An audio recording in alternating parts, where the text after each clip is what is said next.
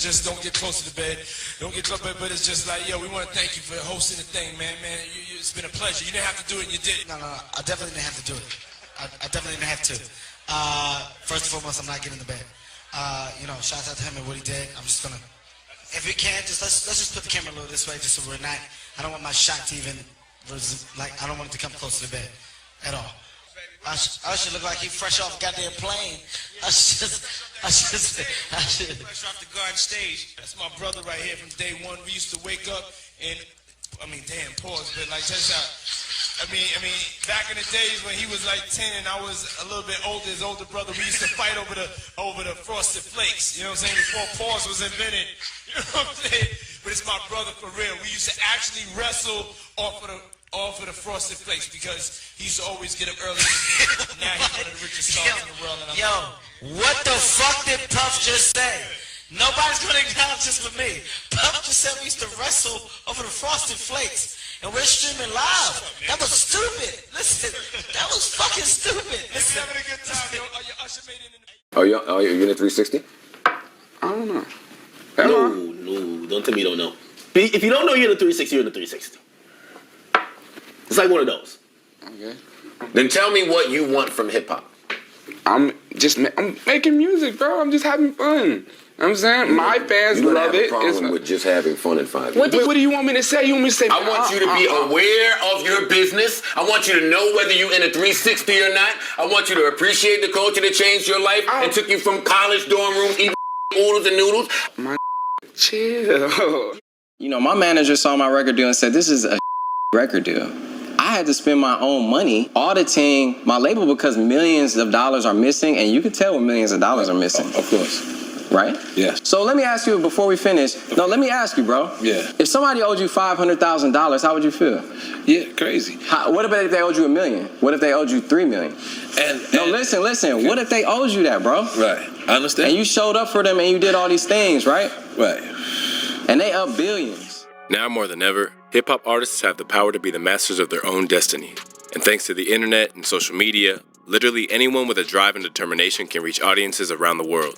Able to make music with an iPhone or computer, this drastic overhaul in both music distribution and the ability to generate a fan base should have meant, theoretically at least, that record labels should have become extinct.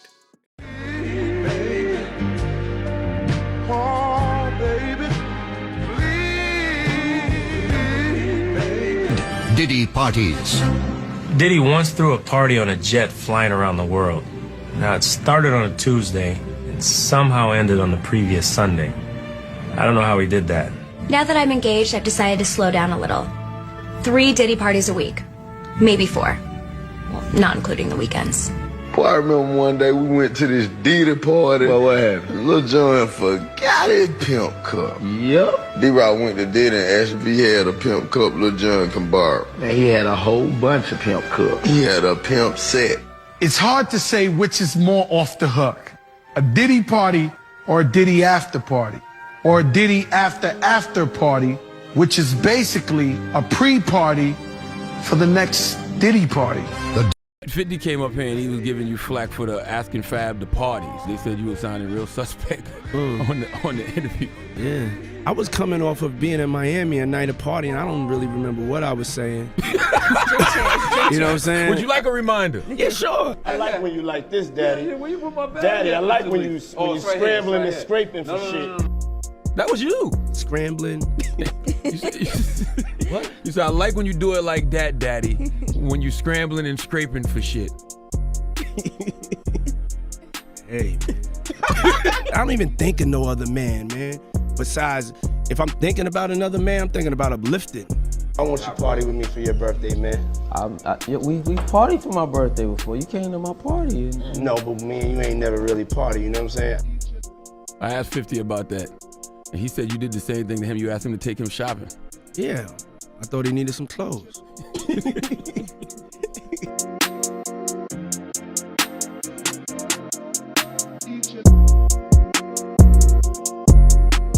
Master P told Meek not to sign. When Meek did it anyway, P walked away with love. I was Meek Mill's manager. So let me tell y'all why I stopped, right? Yeah, we got here. So I knew Meek was talented.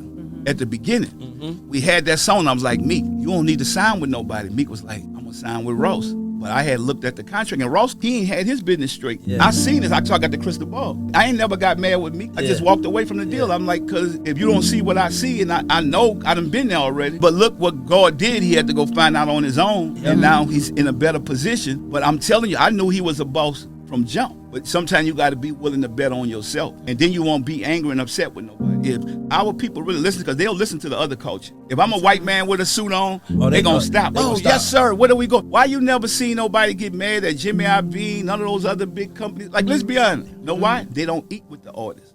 And why would they not have sex when they're gay rappers? They. Do you think Meek Mill's gay? We all know he's gay. Who's we? Rick Ross know he's gay. I didn't know. It's news to me. Everybody, Rick Ross knows. All the stuff that had been buried deep, people started digging it up again, sharing it all over the place. And now, with Diddy's trial heating up and more nasty rumors getting confirmed in the courtroom, it's making things even worse. The streets are talking loud. And trust, Meek's gotta be panicking right now. You just know Soulja and the rest of his ops are clowning him heavy, like they're having the time of their lives, laughing at every single headline. And let's be real here, this ain't just street talk or internet gossip. Nah, this is way deeper. That lawsuit from Lil Rod Jr. against Diddy, it's like the smoking gun. Lil Rod spilled details in that court doc, saying Diddy was messing around with 2 male celebs. He didn't drop exact names, but he sure did describe one of them, a Philly rapper who used to date Nicki Minaj. So, But that's not a diss. Meek likes being brought up in that song. I don't know why you lowering his thing. You think you're doing him a favor. He's very, very happy being mentioned, I'm pretty sure. Yeah? Yeah. That's not just some random clue. That's a whole roadmap. People are putting the pieces together, whispering, pointing fingers. This whole thing is turning into a circus. And Meek, he's right in the middle of it all, getting dragged back into the spotlight while the rumors keep getting louder. That clue narrowed the list real quick. And when folks started asking questions, like really pressing the issue, Meek did exactly what Meek always does. He ran straight to Twitter, blowing up the timeline with post after post. But instead of calming things down, he just poured gasoline on the fire. He started tweeting so much that people were like, yo, he's doing too much. And then it got even wilder. Meek claimed he needed to hire an investigative team just to figure out who was trying to link him to the Diddy mess. Like, bruh, if it ain't true, why you talking this loud? It was looking crazy. And just when it seemed like things couldn't get messier, one of Diddy's former bodyguards popped up and flipped the whole table over. This man came out swinging, claiming he had actual audio from one of Diddy's infamous parties. Those wild nights folks been calling the freak-offs. And according to him, those parties were insane. He said Diddy used to spike drinks so heavy that half the people didn't even know what was happening most of the time. A couple parties I seen and I knew that they were spiking drinks. My girl was at the New Year's party, right? I'm at the front door. I got to make sure everybody got their passes and everything like that. So then my girl and her girlfriend is in the party. So they get bottles of champagne. You know what I'm saying? And I'm looking for them. After everybody comes, they close the door. So I'm going knocking in doors, looking at people. I'm looking for my kid's mother now. What the fuck, what's going on? And I'm getting hysterical. So I decided to go to the car, and I looked in the car. She was in the car asleep. She said, Gene, we started drinking the champagne, and I didn't feel good.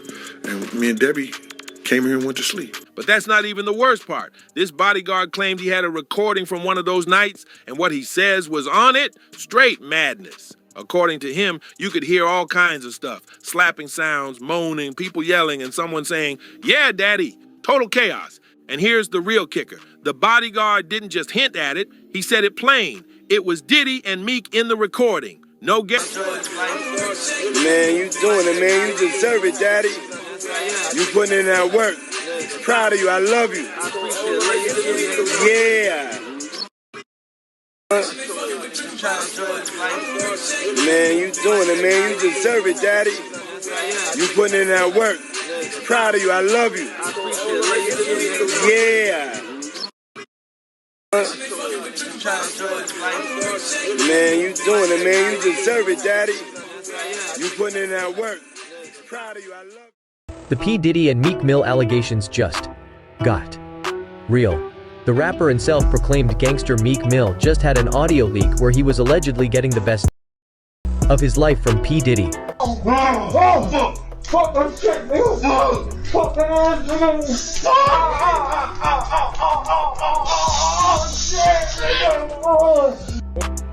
As you can see by that horrifying audio, that Meek Mill is not as gangster as we thought.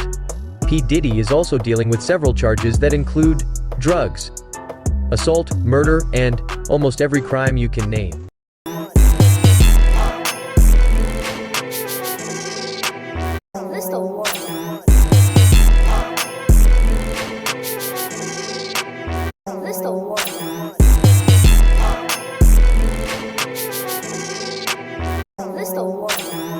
By the Department of Homeland Security after a flood of progressively worse and worse lawsuits and accusations for almost a year straight, no one was surprised. If Diddy had ever been one thing, it was creepy. You didn't have to look very hard or even look at all to see that something was wrong in Diddy's mind. Inappropriate relationships with teenage Justin Bieber and Usher, the rumors around the mysterious deaths of Biggie and Tupac, an easily recognizable thirst for attention, and even worse things that I literally can't say in the first 5 minutes of a YouTube video. Basically, people had already known for years that Diddy wasn't the generous, conscientious music executive that he and his team tried so hard to make him look like.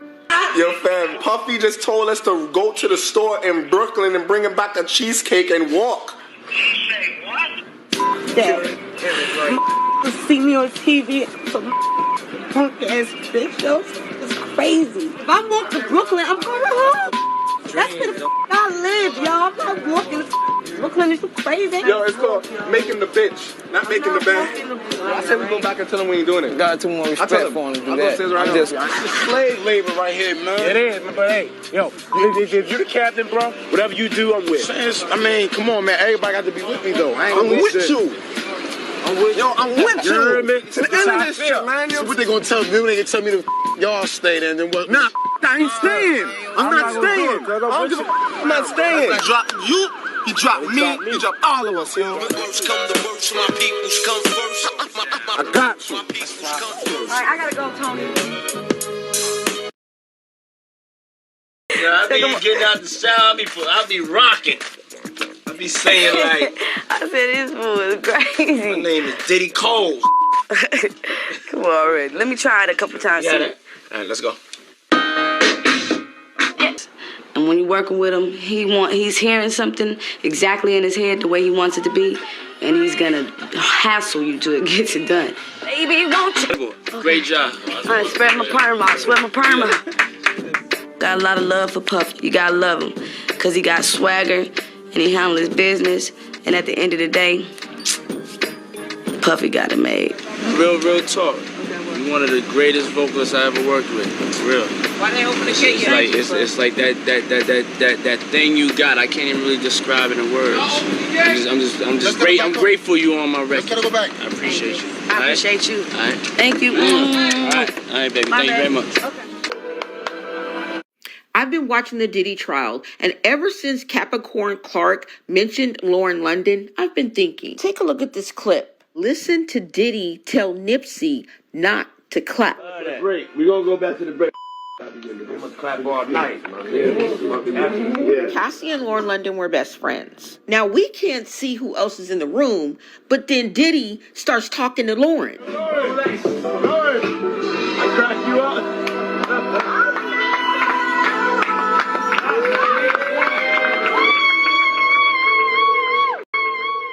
Nip had no ego.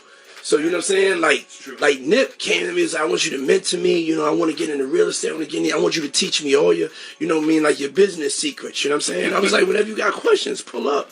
And then on his last album, people do not know this. Somebody tried to jerk me, but I fixed it. I actually am one of the executive producers of Nipsey Hussle's last album. Victory Lap. Yeah, Victory Lap. It was her and Lauren London. I just find it so funny how people are always omitting names and not really looking into the true facts.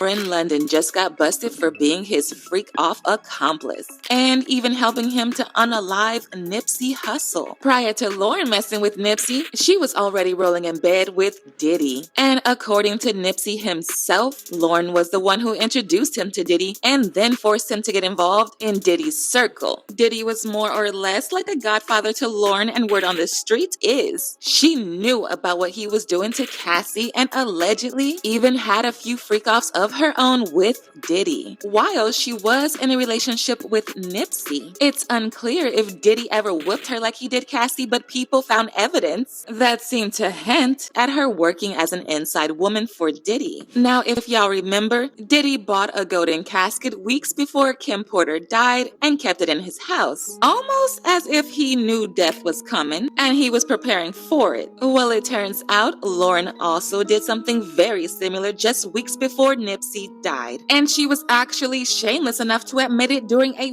very disturbing interview she did after his death. Now, the reason why people started looking into Lauren is because at the start of Diddy's trial, jurors were given a list of celebrities who were closely tied to the case for them to examine, and those names included Michael B. Jordan, Kid Cudi, Cassie, Michelle Williams, Mike Myers, Dawn Richards, and of course, Lauren. So far, we know the reason behind Michael, Cassie, Jordan, and Dawn being mentioned, but the details about Lauren are still in the dark, and word on the street is that she was brought up because she had a hand in helping Diddy take out Nipsey. Biggie and Puffy are here tonight.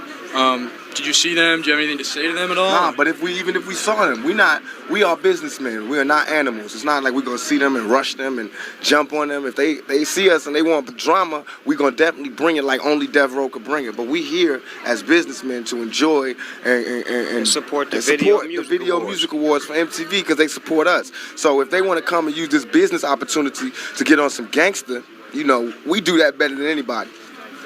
Can you envision a day when, y'all, if not get together and make an album, just peacefully coexist? There's no dream of making an album with Biggie and Puffy or none of them. We're not sweating it like that. This is our family. We peacefully coexist right now because we all cool. Everybody's here. They sell records. We sell records. Well, I guess you could call that selling records. What they do, we sell large amounts of records, and they sell a few records. And really, it's no competition. People are really making too much out of it than it is. It's really just if you want to talk, we're going to make it specific as to what you could talk about and what you can't talk about. And the East Coast, West Coast thing is something that the journalists and people are making up just to get paid off it so it can drag out. So they're perpetuating drama, which I still love MTV, but when it all go down, don't look at me and Biggie and be like, why is there a big East Coast, West Coast war when you're shooting this to 300 homes, 300 countries, telling them about an East Coast, West Coast war that they would never know exists. So that you're shooting this to 300 homes, 300 countries, telling them about an East Coast, West Coast war that they would never know exists. So that's where information becomes a problem. When and MTV if it did, News gotta be the ones to let you know. If it did exist, Pac, we wouldn't be here. So right, and if it exists, how we gonna be sitting in New York talking about it? We'll try to be better role models, and y'all try to stop putting that drama out there. You got a lot of power, a lot of responsibility. We both do. We both need to exercise greater restraint.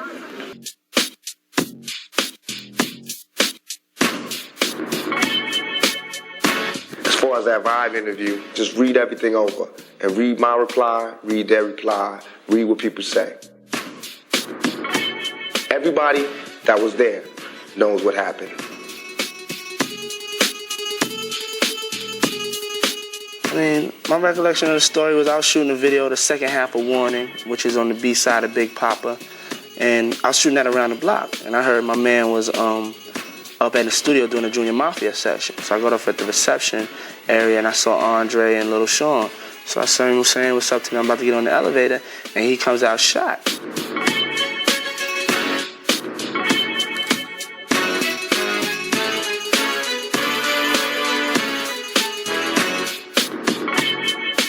Tupac article had me pissed off, you know what I'm saying?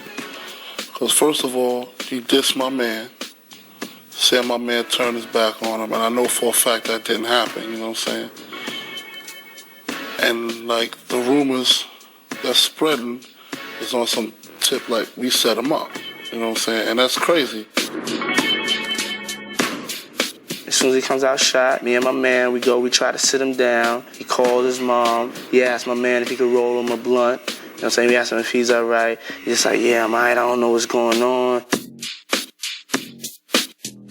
And we just there trying to comfort him. Andre Harrell went and made sure he was calling the ambulance. And I mean, everybody that was there was very supportive of him. It was just the total opposite. As soon as he came out, everybody ran towards him. It was nothing but love and concern. They got different accounts of what happened, and I'm the one with the bullet wounds. I also understand that if you was to get shot 5 times, your mind is just completely spinning, you know what I'm saying? You're real confused about your situation, so it'll cause you to say things that you really don't mean. I was there for the whole thing. No one else was there for the whole thing. I don't really know the purpose of why the story was said in another way of context. It's not important that other people know what happened to me. I just said it. Now that I said it, it's dead. You can believe me or not believe me. I did what I had to do. I mean, God knows the truth. There's no religion about getting shot. I'm not trying to get any converts. I'm looking for some goosebumps. I'm not feeling none of that. Let's do it again.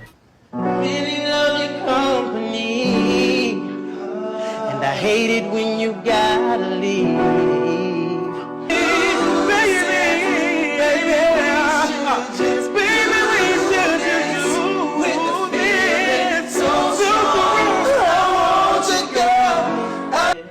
That was good. So, y'all gotta get naked, you know what I'm saying? Wait. Why?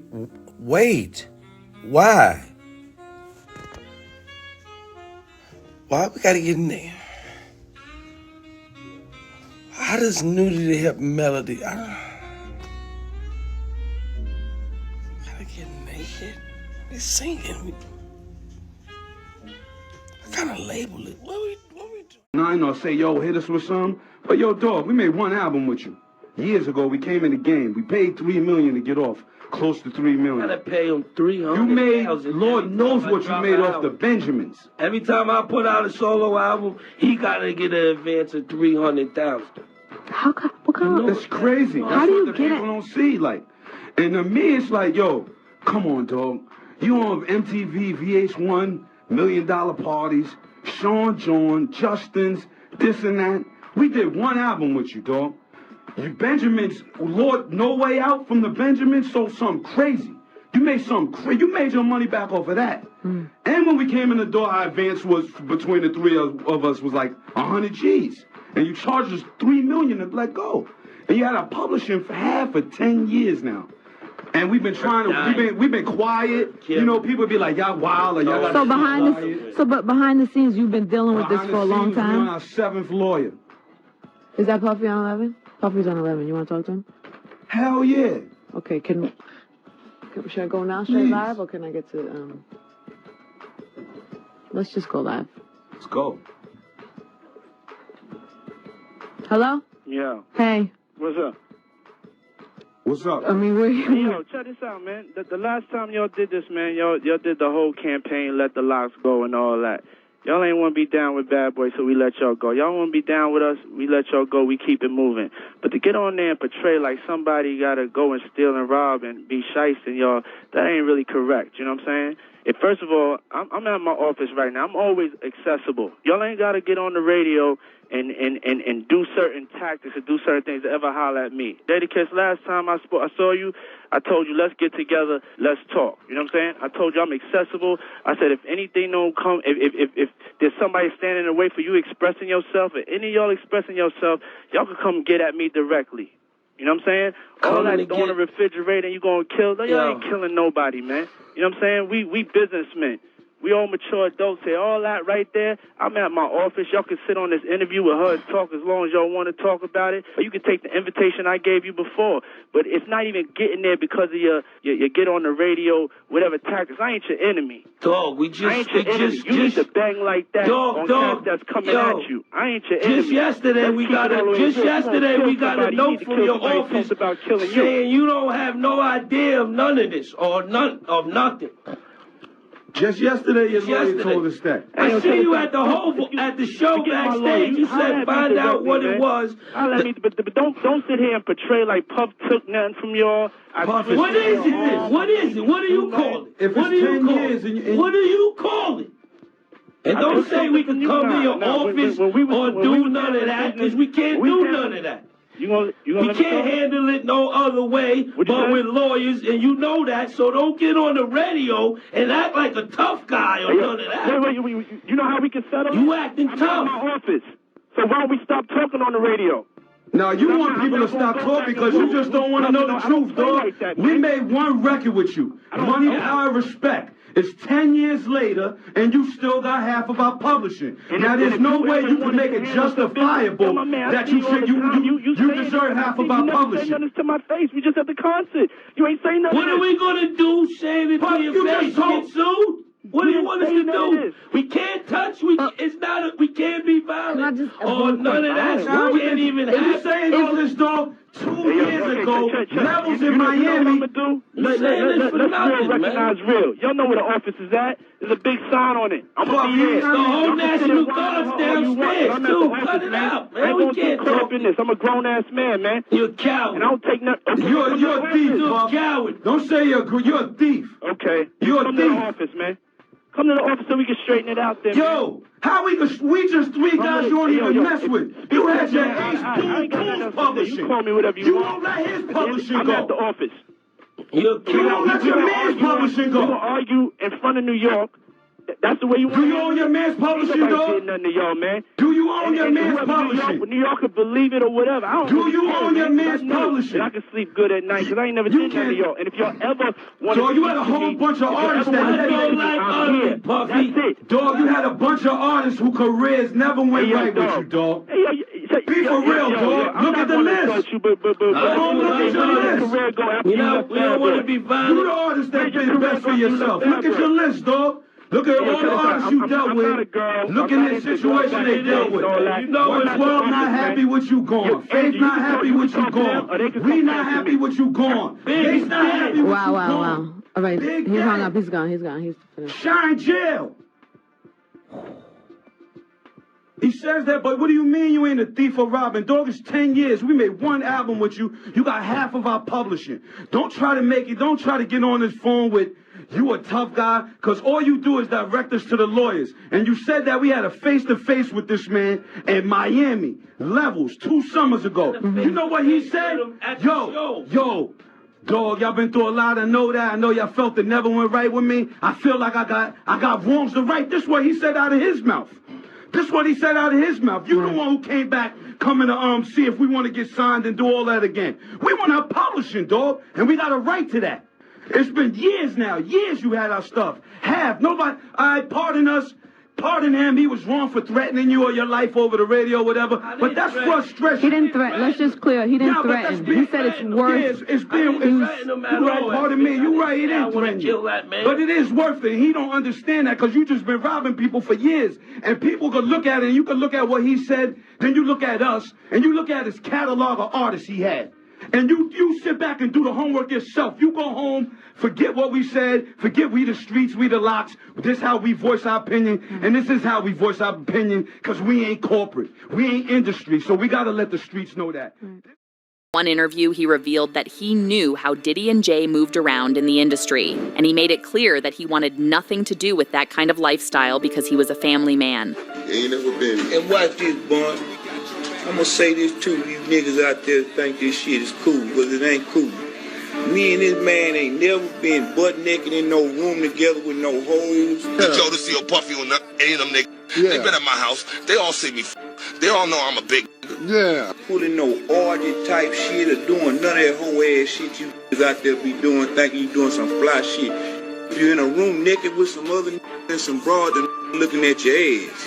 And if that shit is gay, and you need to get on some other shit. Me and this man got nothing but respect for each other. We ain't never pulling no trains. We ain't no motherfucking freaks.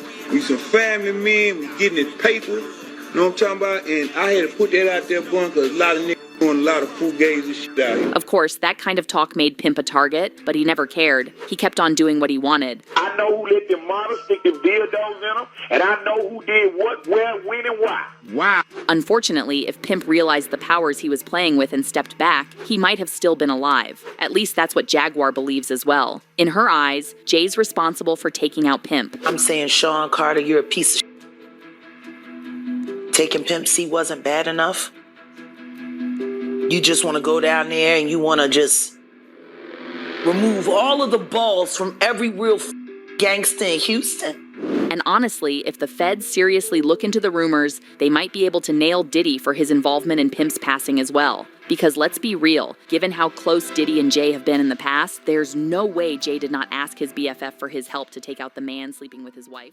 In Houston, when there were rumors of a Pimp C tape, Know Who Was Loose. And you know who they're talking about? Drum rolls, please. The one and only Beyonce. Allegedly. Who was in this Pimp C tape? All I can tell you, there was a famous R&B chick, and it was a guy that was getting money at the time. And, you know, Pimp, he used to be in the studio. And every now and then he'd have a camcorder, so he was able to get some footage. And he wanted to do something with the footage, but I don't know why he didn't do nothing with it, but if I could have got a hold of that tape, I'd be a millionaire, man. Whoever it was, they would have to kill me, man. I know TMZ would have paid a bank for that one, man. But yeah, it is a tape, and if you read the comments, a lot of people figured out. Okay. A lot of people figured out because, you know, people that was in Houston at the time, they know who was a little loose. And that's not even the worst part. Based on some whispers making rounds, Beyonce's name is going to come up pretty heavily in Diddy's trial. And prosecutors are going to expose everything. From how she allegedly participated in the freak-offs, what she knows about Cassie, what she knows about girls being transported around borders, what Jay-Z did to hide their shenanigans, everything. I'm saying, Sean Carter, you're a piece of shit. Taking Pimp C wasn't bad enough.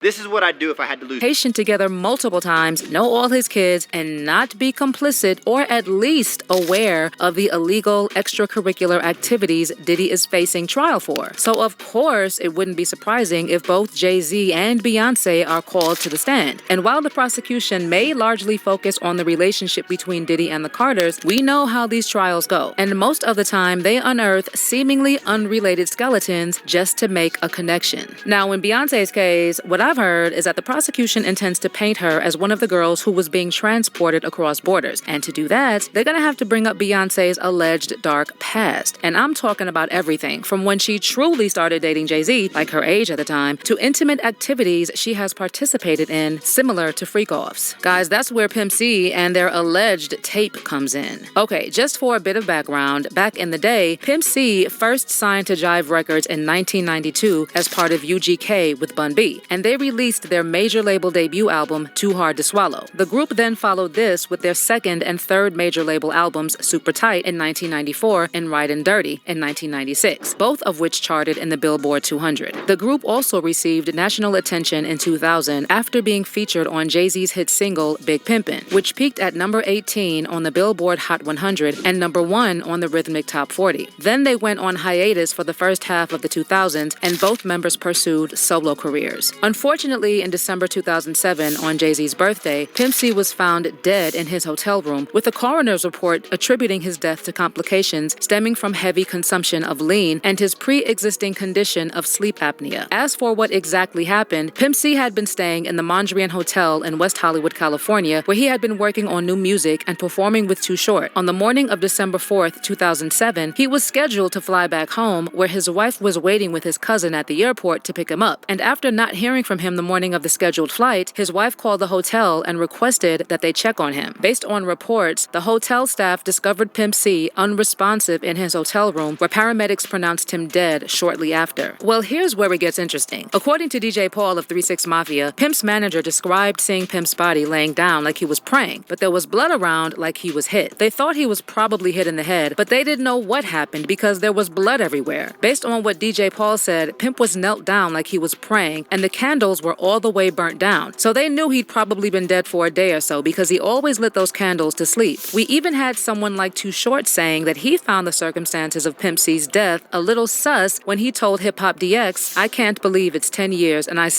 have never till this day been able to accept the circumstances." That's a lot of these little weird situations with folks getting found in hotel rooms and they always be by themselves in a hotel somewhere in some strange ish. And I'm just like, what the hell is going on with these celebrities and hotel rooms? Checking the 27 Club? You know what this is. Then he also said in an interview with Vlad TV that to him, the death just didn't add up. He takes the stand. But we also know that she's been mentioned quite a few times in relation to this case, right? I mean, there have already been reports that Cassie actually implicated Jay-Z and Beyonce in her initial lawsuit. The thing is, Cassie's lawsuit was allegedly initially 60 pages, but it was narrowed down to 35 pages. And in these pages that were removed, Cassie allegedly also talked a lot about Beyonce and Jay-Z. It is actually said that Jay-Z and Beyonce were implicated in the lawsuit for witnessing Diddy strike Cassie and push her down at one of Diddy's parties. Allegedly, what was in the lawsuit described an incident where after Beyonce witnessed Diddy striking Cassie, Cassie fled upstairs and locked herself in one of the bedrooms. Then, Diddy's security tracked her down, and Cassie took 30 minutes or more to get herself together. Allegedly, once Cassie was on her way returning to the party, Beyonce and Jessica Alba were waiting for her in the foyer of the house to check on her. Cassie said that Beyonce was visibly upset, and as Diddy and Jay were walking towards them, Beyonce blew a gasket and screamed at Diddy, telling him that what he did was highly offensive and unacceptable. Then Diddy got on his knees and apologized to Cassie, Beyonce, and Jessica. Beyonce was also reportedly super mad at Jay-Z, and she asked him why he was comforting Diddy instead of checking him. And she reportedly even told Jay-Z that she was starting to lose respect for him. Reportedly, after that incident, Beyonce, Cassie, Jessica, and about 20 to 25 people left the party after witnessing what happened or hearing about it. The source also said that Cassie left with Jessica and her people because she knew that if she left with Beyonce, Diddy would track her down because of the connections he had with Jay-Z.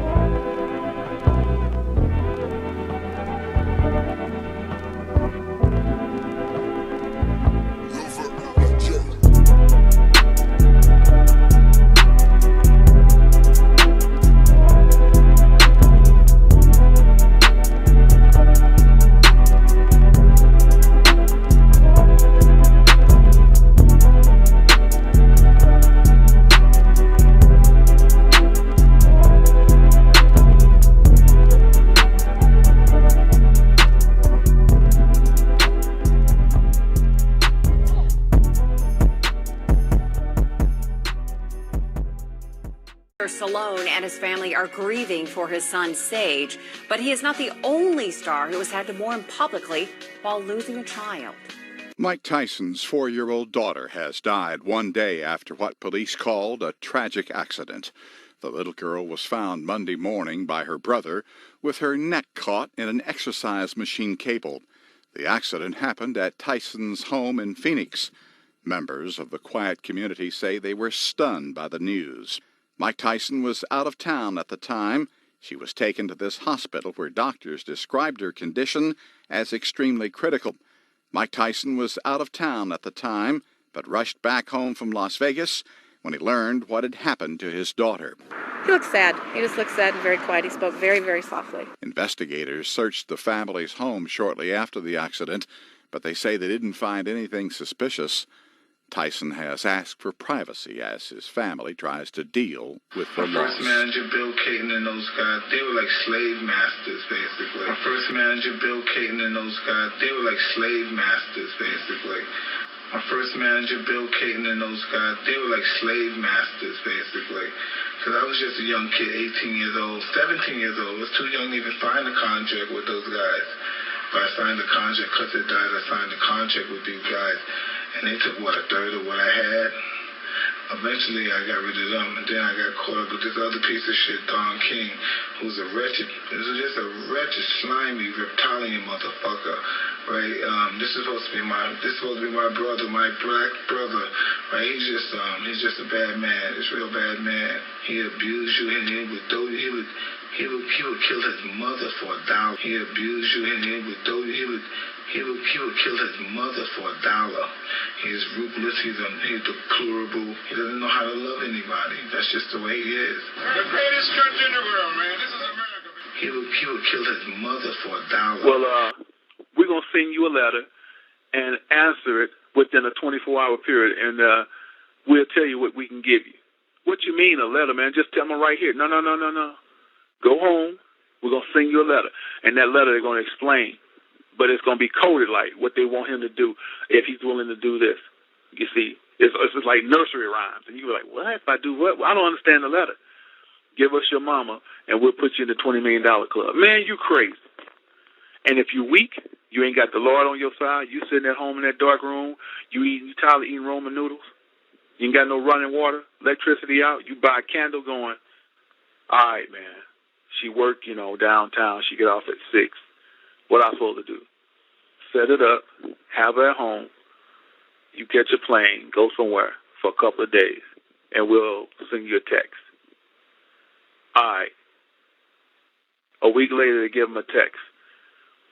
They won't say that she's dead. They'll be like, the party was great. Thanks for showing up. Because it's like coded. They ain't going to just come out and say they killed her, right? He heard on the news she dead. He break down. He goes to his bank account. He got $20 million in his bank account. It's still unclear how rapper Kanye West's mum died. An inquest hasn't been able to pinpoint exactly what killed her. Dr. Donda West passed away after having plastic surgery in November, but a coroner in Los Angeles ruled her death wasn't directly a result. They put it down to heart disease, as well as complications with her breast reduction and liposuction. Meanwhile, Kanye's given Brit singer Adele a boost by posting her video on his blog, saying he's a massive fan. The Matrix is a system. That system is our enemy. But when you're inside, you look around, what do you see? Businessmen, teachers, lawyers, carpenters, the very minds of the people we are trying to save. But until we do, these people are still a part of that system, and that makes them our enemy. You have to understand, most of these people are not ready to be unplugged. And many of them are so inert, so hopelessly dependent on the system, that they will fight to protect it. Were you listening to me, Leo? Or were you looking at the woman in the red dress? The car is in, yeah. How was Greece? You enjoyed it? Don't answer us no questions. All right, no problem. I'm not talking anymore. Have a nice day. All right, man. She work, downtown. She get off at 6. What I supposed to do? Set it up, have her at home. You catch a plane, go somewhere for a couple of days, and we'll send you a text. All right. A week later, they give them a text. They won't say that she's dead. They'll be like, the party was great. Thanks for showing up. Because it's like coded. They ain't going to just come out and say they killed her, right? He heard on the news she dead. He break down. He goes to his bank account. He got $20 million in his bank account. He slowly forget his mama. Ask Kanye West. That's how he got down. Psalm 37 and 17 again. For the arms of the wicked shall be broken, but the Lord uphold the righteous. But when you're righteous, the Lord holds you up. Even though it feel like your life's getting ready to cut off, feel like you ain't got that money, look like you ain't got the right kind of taxes coming in because they cut you this year, right? But you're righteous. Your knowledge is prevailing. You're powerful. The Lord getting ready to bless, man. The Lord gonna bless the 1/3. Don't y'all keep tripping off of Hollywood and don't keep tripping on how to get that extra money. Just hold steady what you got. So Clapton went into treatment, but was soon drinking again. It was during the relapse that he had an affair with Italian actress Laurie Del Santo. She would become the mother of Clapton's only son, Conor. When he was born, Street King, he was really the chief reason that I went back to treatment, because I really did love this boy. I know he's like a little baby, but he can see me and he can see what I'm doing, and I'm tired of this. So it was for Connor that Clapton finally quit for good and vowed to be the kind of father he never had. But that was not to be. In March of '91, Clapton was in New York to visit Connor, who was living in the city with his mother. The phone rang in his hotel room. His mother was disturbed. She was hardly able to make sense. But she said he was dead. He had accidentally fallen 49 floors from the window of his mother's apartment. And I remember putting the phone down and calmly walking from my hotel to that place as if nothing had happened. And I walked past the street, and this is a terrible thing to shave leather perhaps recover from, and seeing that, seeing other people and paramedics, and knowing that he was there and walking by, and I would punish myself forever about why didn't I run, why didn't I go to sleep, and the truth is I couldn't. I was so frightened.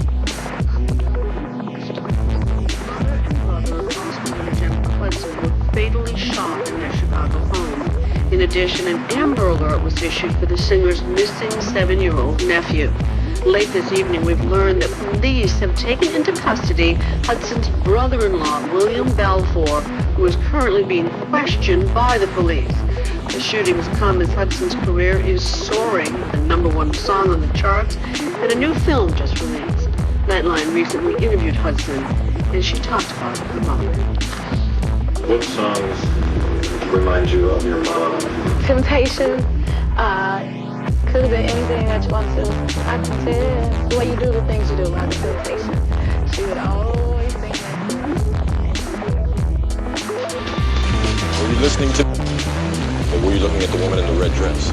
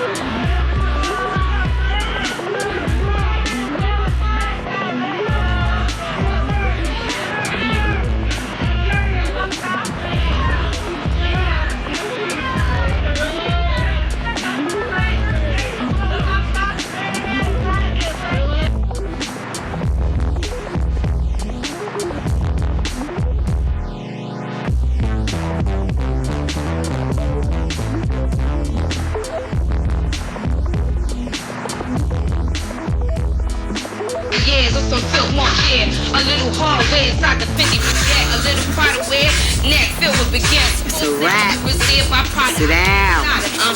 Yeah.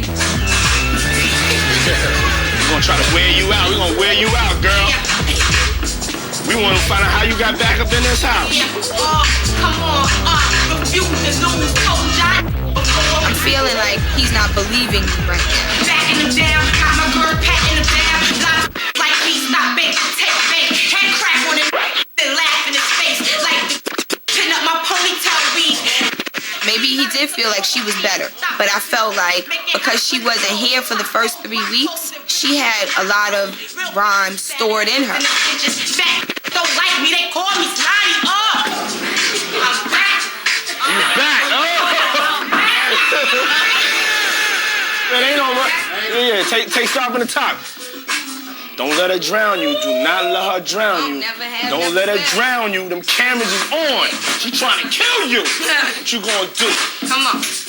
And we go on the scene to New York, where we are now in day 9 of the Sean Diddy Combs trial. Today's big name in court is Kid Cudi. Scripps News national correspondent Alex Miller is live outside that Manhattan courthouse. And Alex, you've been talking about the potential role that Kid Cudi could be playing into this case. We know you've heard his name a number of times. What did he add to the prosecution's case today?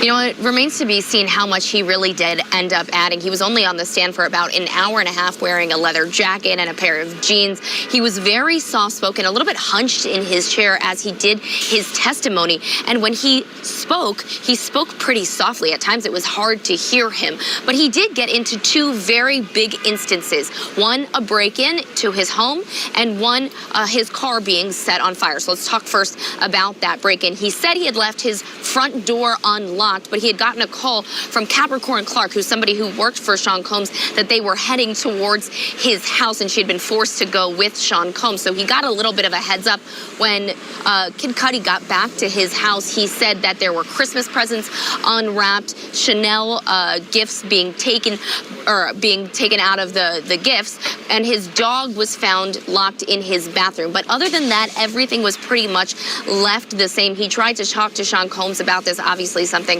that Sean Combs pretty much denied. And then when you look at this car being set on fire, which was after the New Year, this first incident took place in December 2011.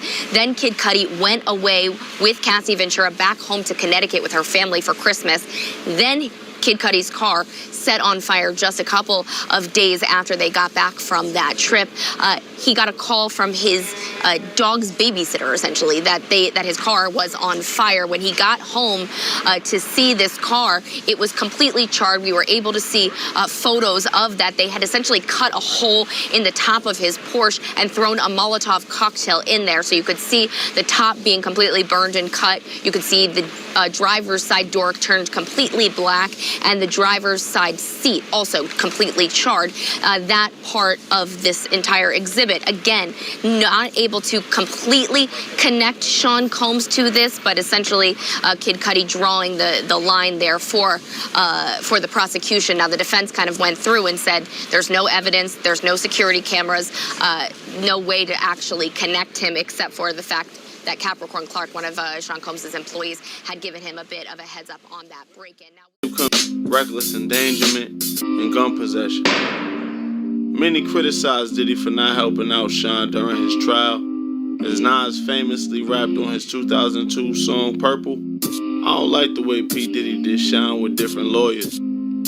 Cause I went to the judge like 3 times complaining about inefficiency with my lawyers.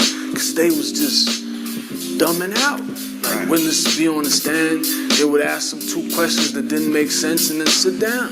It's obvious that they was selling me, you understand, in order to appease him. You know, there was a dual loyalty there. Sean later said that Diddy turned his back on him while he went to prison. Diddy was only facing probation, and Sean was facing 25 years. In an act of betrayal against a man who helped save his life and his then-girlfriend's life, Diddy called a witness to the stand that testified against Sean. Like, how do you call a witness to testify against your comrade? I'm facing 25 years, and you looking at probation? Yeah, those are the things that, you understand, are unacceptable. You don't have to hold my hand. You don't have to do nothing, but don't try to hurt me. I think that I'm the embodiment of integrity, because the way I behaved after my arrest and during my trial is very important, because there's nothing more that district attorney wanted than a conviction. I seen them, it was all love, but when they started arguing with Puff, I know what these Brooklyn guys are capable of. And I seen somebody reach for a gun, and I reached for my weapon, and I defended my friends and myself. That was not me trying to get a name. That was me really trying to, see my mother the next day. And I was always taught that it's better to be tried by 12 than carried by 6. Sean, Puff, and Lopez were all arrested and taken into custody to face questioning. News of the incident broke quick, and it was reported that multiple people were shot inside, including innocent bystanders. Lopez was acquitted of any involvement fairly quickly. Puff's glamorous career was now on the line, as well as Sean's aspiring one. He had nothing to do with this whatsoever, and it is very, very frustrating to keep on going through this where anything happens anywhere, he's blamed for it. The feds came down on him hard as the gun which was found was linked to the label. Puffy Combs has 300 employees and a lot of cars. And yes, it's true that it was registered to Bad Boy Entertainment. But you know what's more important, sir? That he never went in that van to that club. He went in a private limousine. Therefore, how would he know there was a gun in the car? He's a corporation. And he's just thinking about the corporation. So obviously, you know, something like that affects the corporation terribly. We didn't have an opportunity for him to say thank you for saving my life, for saving Jennifer's life, you know, for saving all our lives, because he was thinking about, you know, the corporation. You need people like me so you can point your fingers and say, that's the bad guy. While both awaited the trial, Sean released the album and dropped 2 infamous music videos, Bad Boys and Bonnie and Sean. What made Sean's project different from previous Bad Boy projects was the lack of Puffy's presence on it. As we all know, and as Suge Knight stated, Puffy was usually all in the videos dancing. Sean stated, Diddy distanced himself from me due to the upcoming trial. In 2001, Puff and Sean were tried in separate trials. Armed with high-priced attorneys, Puff was acquitted of all charges. The same couldn't be said for Sean, as he was found guilty on 2 counts of assault, reckless endangerment, and gun possession. You know, we just kept it, you know what I mean? Because it just sounded natural. And all the ad-libs you hear on it was because of that day, you know what I mean? He was there and all of that. So after we finished, I don't even have any ad-libs on that. All I have is doubles. Like, you know, I went over them, you know, said the words, you know, over the words. But I don't have no ad-libs on that. Like, I didn't even get to that point. He was just like, yo, I got it. Don't worry about it. I was like, all right. You know what I'm saying? And I made the song a little bit better anyway, you know? And then, you know, then he wound up getting on it. You know what I'm saying? Puffy, it was like, yo, I need to get on that. You know what I'm saying? And he's like, yo, we gonna put Black Rob on that too. I was like, oh, all right. That's just how that went. Yeah, because this got like 5 verses or something like that. It's got a crazy amount of verses on that joint. You know? But were you there when Diddy did his part? Yeah, I was there because no, I wasn't there. I referenced his verse, you know what I'm saying? And then after that, you know, he listened to it a couple of times and was like, yo, how about if you say this or say that? You know what I mean? I was like, all right. So I went and said that, you know, did that. And then I just left it. You know what I mean? My part, you know how that go when you sing, you reference something, it's on there. So all he got to do is listen to it. And, you know, when he gets ready to, you know, lay it down, he did it. You know what I mean? So I just referenced it. He heard the reference and then he was like, yo, I like that. You know what I mean? It was a part at the end that he wanted to change. He wanted to talk about the case. You know, I said something different. He was like, yo, how, at the end, say, you know, you got to mention something like, say, not guilty and I'm filthy. Like, you might think it sounds, you know, kind of just like random and amazing, but that's just what he said. He said, yo, say not guilty and I'm filthy right there. I was like, all right. So I went back in there. I had a total different ending, you know. And, Wait. So you saying that 50 didn't write his verse or the chorus? Famous to being locked up, the whole process. What do you think he's going through that you can speak to from your perspective?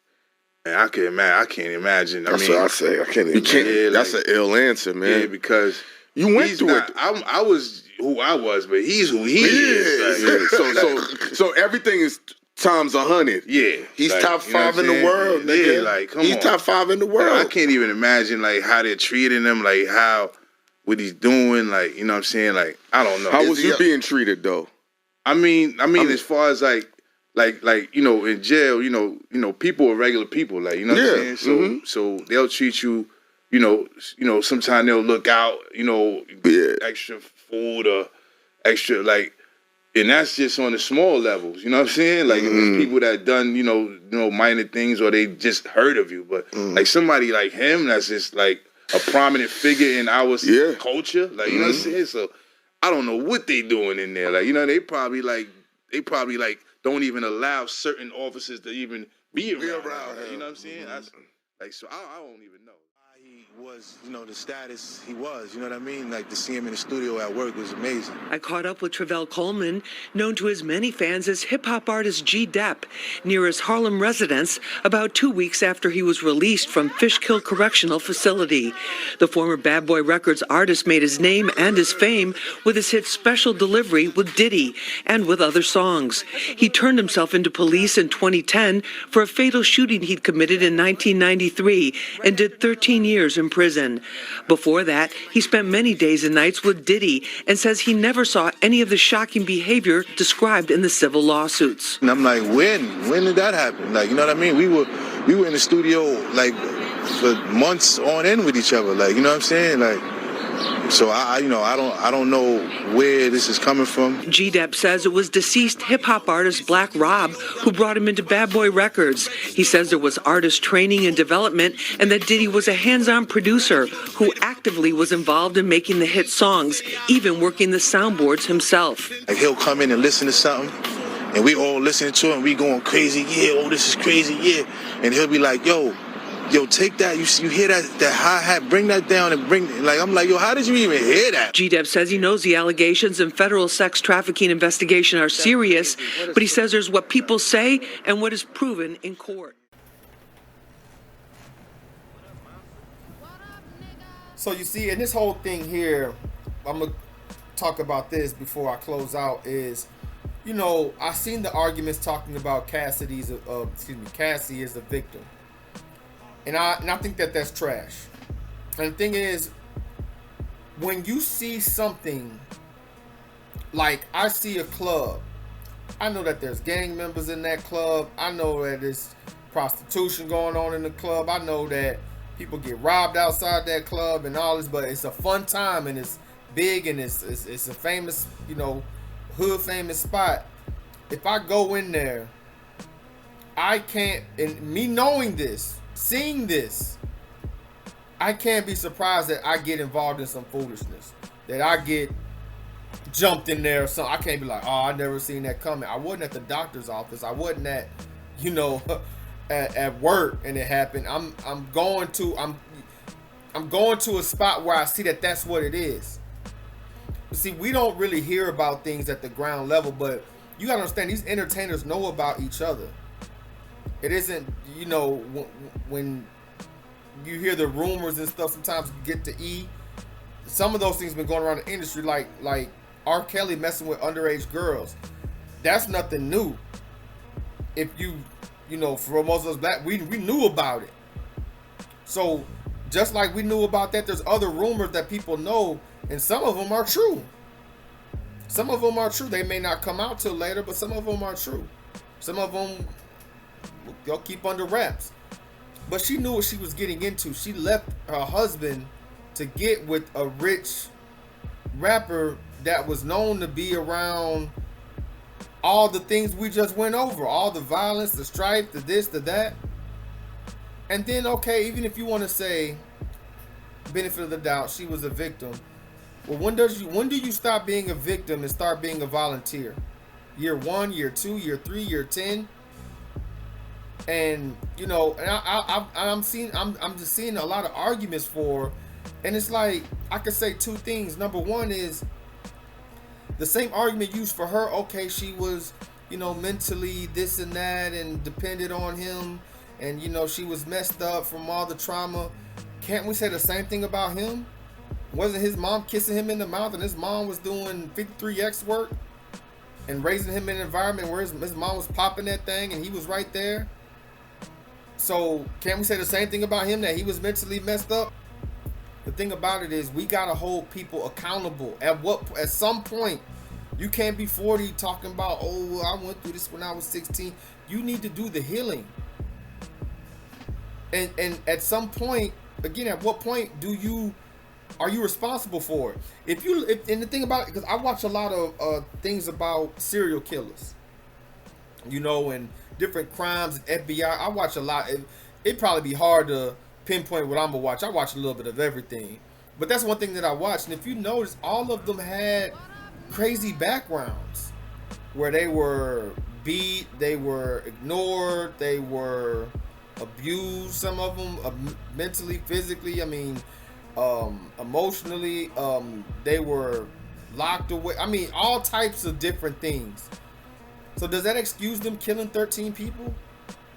That's what I'm saying. Like, at what point do we say, yes, you were done wrong, yes, you were brought into this wrong, but at what point, when you start doing to others, do you have to hold that L?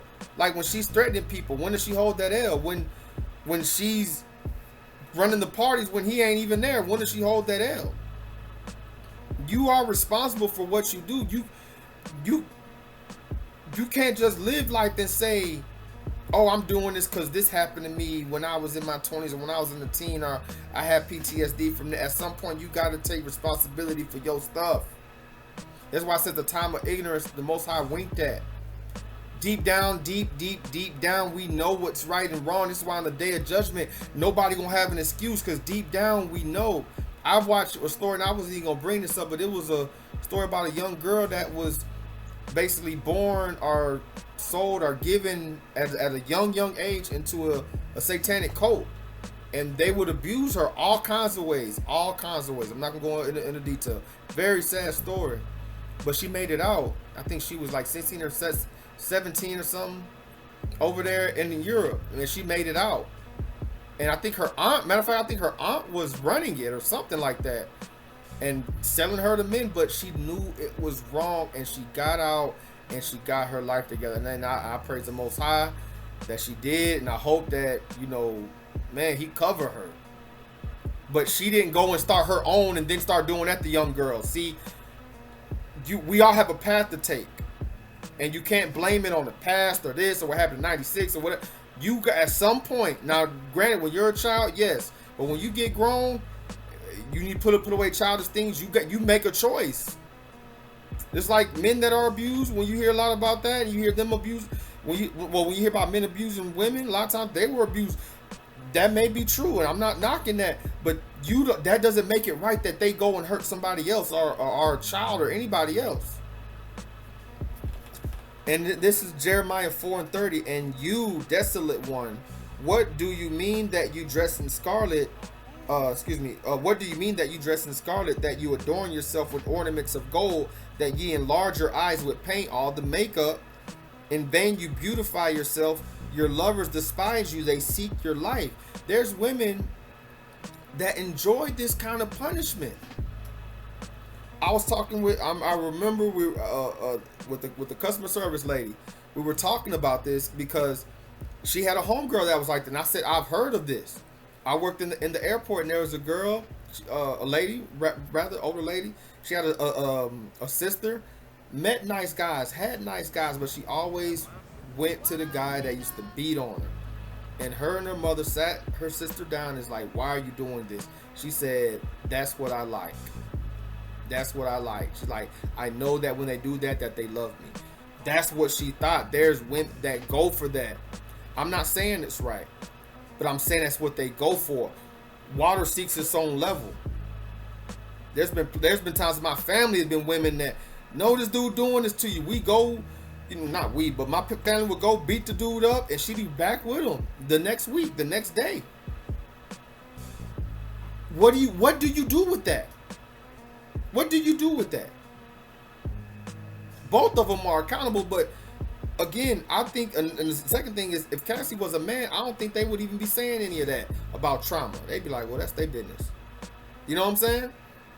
But that's just the thing. You're beautifying yourself. You're doing yourself up. And for these men that they can take you out. Why would you ever want to live? That's dangerous. If I wanted to take you on a first date, would you want it to be something casual or fancy? Casual. I don't really do dates. I don't like meeting new people Ever since I got my heart broken once, never again. I don't go on dates. Well, how did he break your heart? He just beat me. That's it. He didn't let me go anywhere. He pistol whipped me. He broke all my phones. Okay. How long were you with him? 3 years. What gave you the courage to leave that situation? I still talk to him and I still want to get back together, even though he did he fucked every friend I had. He insulted me in every way, and I would still go back. What's making it so hard to leave? The dick and the love. And I'm just in love with everything. I'm crazy. I fell in love with everything about him. I would still want to be with him right now. So you don't see that as a red flag in yourself, that you're going after the asshole? Or? No, because my child, like, I would just say, growing up, I was shown love different. Like, that's love to me. But what makes you think you don't deserve better? Because I haven't found it better. Well, I have, but like, I was still in love with him. I would still think about him 24. Like, I don't know. Why are you breaking this like this? Now, why are you doing this? Oh, for real? Can you please leave me alone? Why am I breaking this? Can you like please let me close the door? Can you stop? For real, Rosie? Why are you doing this? I've asked you numerous times to stop. Because you feel for your safety, right? Because I want you to stop. Now you're setting me up, right? No, I'm not.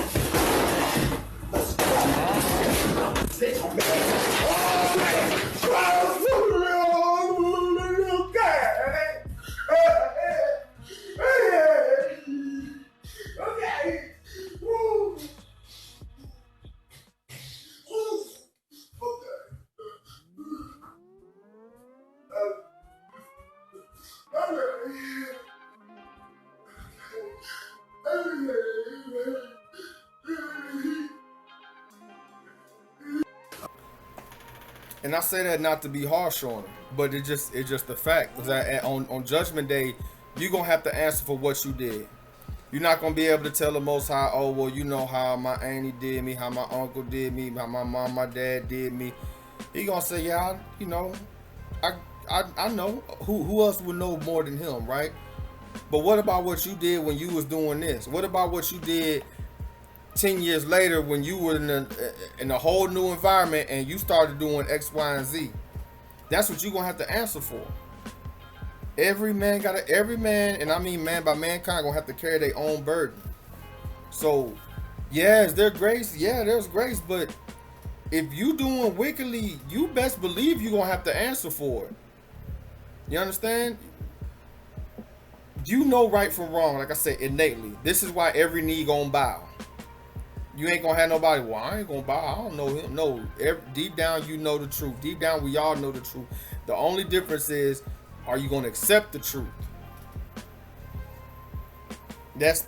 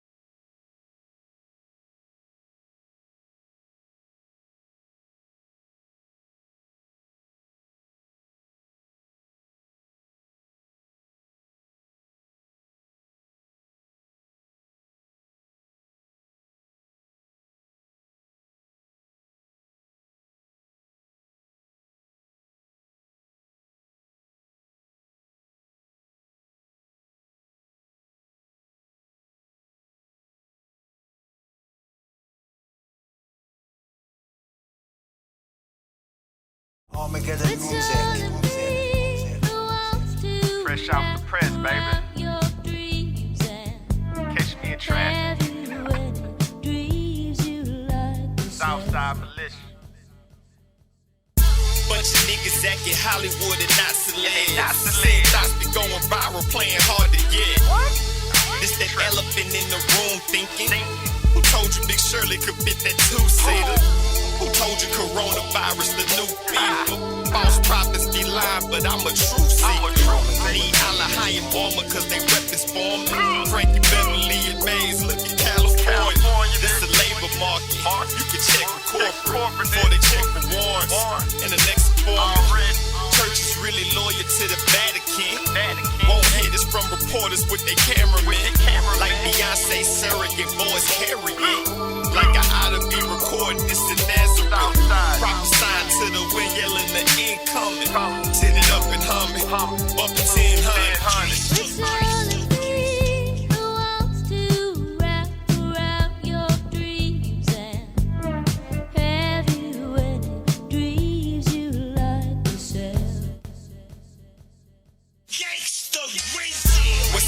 Goblin to a god then, who is God sent? God talk versus gossip. I feel them sticks, we be carrying they chopsticks. Yasha said copper sword like our ops did.